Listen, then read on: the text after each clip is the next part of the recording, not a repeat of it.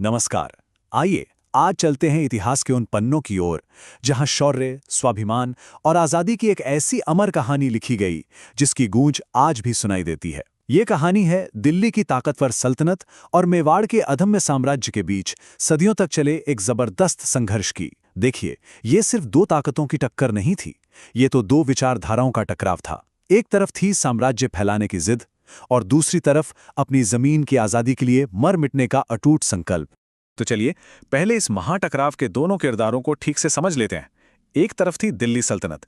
1206 ईस्वी में इसकी नींव रखी गई और देखते ही देखते ये उत्तर भारत की सबसे बड़ी ताकत बन गई। इसका सिर्फ एक ही मकसद था, विस्तार, विस्तार और विस्तार। और फिर दूसरी तरफ था मेवाड़ का राजपूत साम्राज्य। गुहिल वंश के तहत ये एक ऐसी शक्ति बनकर उभर रहा था जिसका सपना किसी और की गुलामी करना नहीं, बल्कि अपनी संप्रभुता और आजादी को हर कीमत पर बनाए रखना था। तो ये एक तरह से एक विशालकाय साम्राज्यवादी ताकत और अपनी पहचान के लिए लड़ने वाले एक स्वाभिमानी राज्य के बीच की जंग थी। और शायद यही वजह थी कि मेवाड़ सल्तनत का सबसे कट्टर और सबसे लंबे समय तक सामना करने वाला दुश्मन बना। तो ये कहानी शुरू कहां से होती है? इसकी जड़ें हमें मिलती हैं दिल्ली सल्तनत के शुरुआती दौर में, जब मामलूक या तथाकथित गुलाम वंश का राज था। जिस वक्त दिल्ली में सुल्तान अपनी ताकत को मजबूत कर रहे थे, ठीक उसी वक्त मेवाड़ भी राजपूताना में अपनी एक अलग पहचान बना रहा था। और बस यहीं से इन दोनों के बीच टकराव की जमीन तैयार होने लगी।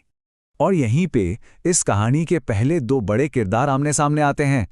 मेवाड़ की तरफ से थे रावल जैत्र सिंह, जो करीब 1213 से 1253 तक राजा रहे और जो अपने राज्य को बहुत तेजी से मजबूत कर रहे थे। और दिल्ली की तरफ था सुल्तान इल्तुतमिश, जो 1211 से 1236 तक सुल्तान रहा।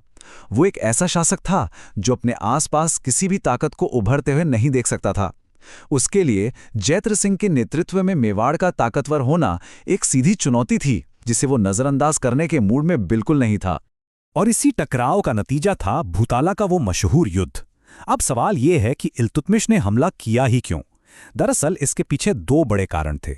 पहला, वो मेवाड़ की बढ़ती हुई ताकत को हमेशा हमेशा के लिए खत्म कर देना चाहता था। और दूसरा, गुजरात को जाने वाले उस बेहद जरूरी व्यापार के रास्ते पर वो अपना कब्जा चाहता था। तो 1227 ईस्वी में राजसमंद के पास भूताला में दोनों सेनाएं टकराईं।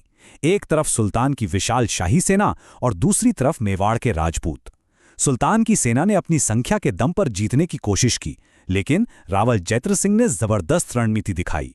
उन्होंने पहाड़ियों के बीच अपनी सेना को छुपाया और अचानक हमला बोल दिया। इस छापामार युद्ध के सामने इल्तुतमिश की सेना टिक नहीं पाई और बुरी तरह हार गई। लेकिन इस हार से बौखलाई सुल्तान की सेना ने लौटते हुए मेवाड़ की राजधानी नागदा को तहस नहस कर दिया, उसे जलाकर राख कर दिया।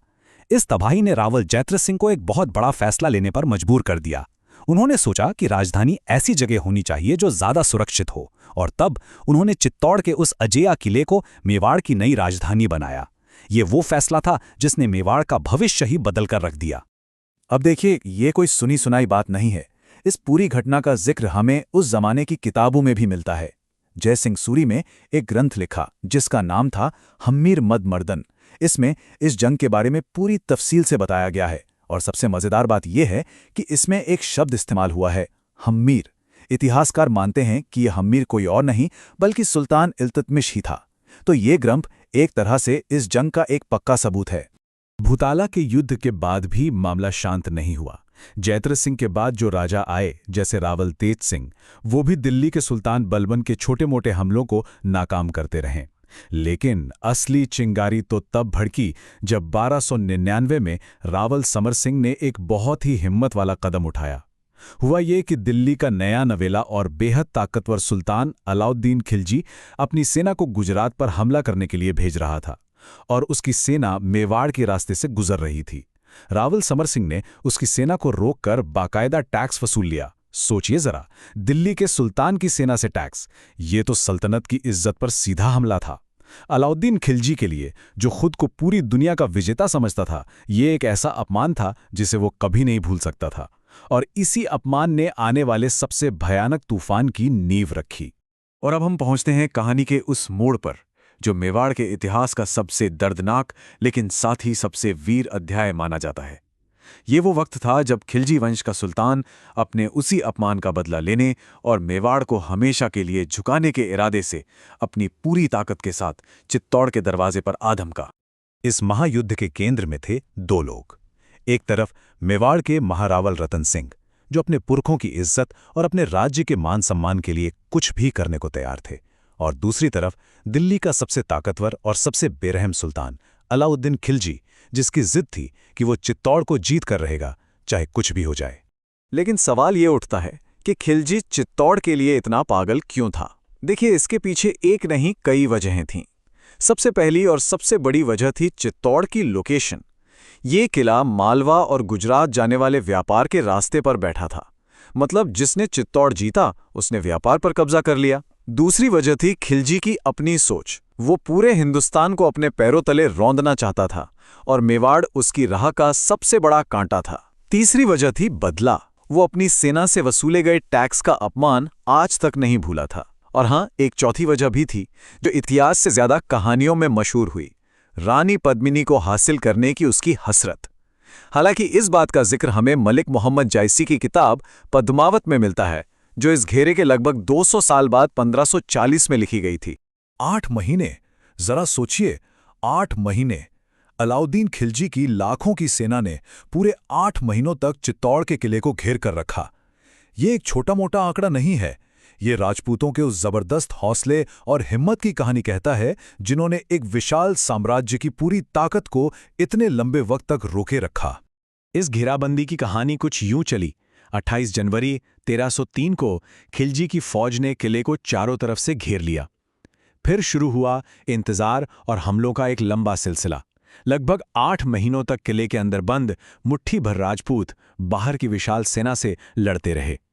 उन्होंने खिलजी के हर हमले को नाकाम कर दिया। लेकिन आखिरकार जब किले के अंदर खाने पीने का एक एक दाना खत्म हो गया, तब आया वो दिन 26 अगस्त 1303, जब चित्तौड़ का किला दुश्मनों के हाथ में चला गया।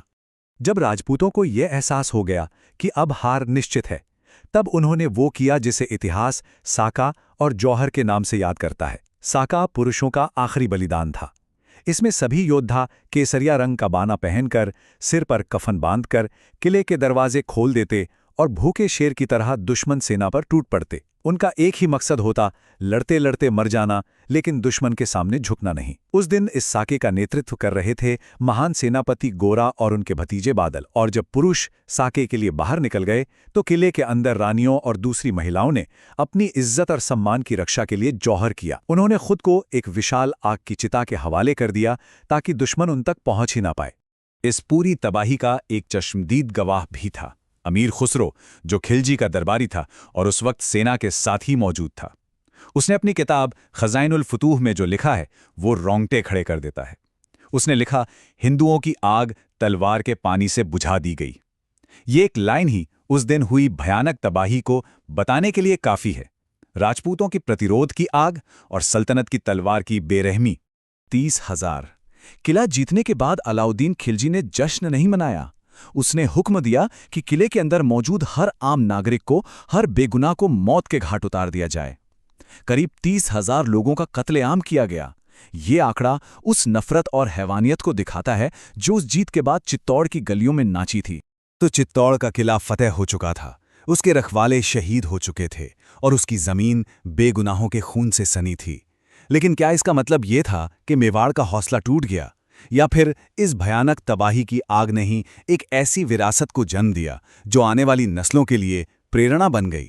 चलिए देखते हैं कि इस कत्लेआम के बाद हुआ क्या। जीत के बाद अलाउद्दीन खिलजी ने सबसे पहले चित्तौड़ की पहचान को मिटाने की कोशिश की। उसने किले का नाम बदलकर अपने बेटे खिज्र खां के नाम पर खिजराबाद रख दिया। खिज्र खां को ही वहां का गवर्नर बना दिया गया, लेकिन मेवाड़ की जमीन पर हुकूमत करना इतना आसान नहीं था। खिज्र खां ज्यादा दिन टिक नहीं पाया और खिलजी को मजबूरन वो किला जालौर के मालदेव सोनंगरा को सौंपना पड़ा। ये सारे कदम सिर्फ ये दिखाने के लिए थे कि अब चित्तौड़ दिल्ली का गुलाम है। तो यहां एक बहुत बड़ा सवाल खड़ा होता है।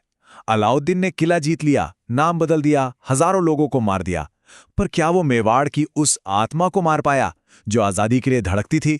या फिर 1303 की उस भयानक हार ने ही प्रतिरोध की एक ऐसी चिंगारी जला दी जो कभी बुझी ही नहीं? बल्कि एक ऐसी विरासत बन गई जिसने आगे चलकर राणा हम्मीर, राणा कुंभा और राणा सांगा जैसे योद्धाओं को सदियों तक दिल्ली सल्तनत को चुनौती देने की हिम्मत दी। इसका जवाब इतिहास खुद देता है, जो हमें बताता है कि कभी-कभी सबसे बड़ी हार ही एक नई और ज्यादा ताकतवर शुरुआत की वजह बनती है।